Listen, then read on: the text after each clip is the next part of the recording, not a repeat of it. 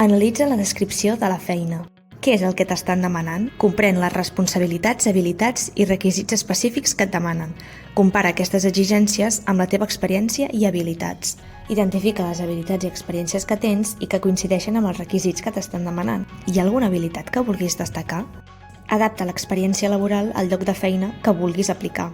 Personalitza l'objectiu del teu currículum. Fes èmfasi en els punts forts que siguin rellevants per al lloc de treball. Utilitza paraules clau. Inclou paraules clau que apareguin a la descripció de la feina en el teu currículum. Aquest ús de paraules clau et beneficia en el sistema de gestió del procés de selecció de moltes empreses.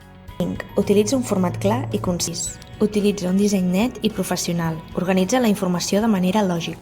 Les llistes, per exemple, ajuden a que es vegi la informació de manera organitzada. Fes frases breus i concises. Evita la redundància i assegura't que la informació tingui coherència. 6. Destaca els èxits i resultats. 7. Investiga sobre l'empresa. Comprèn la seva cultura, valors i missió.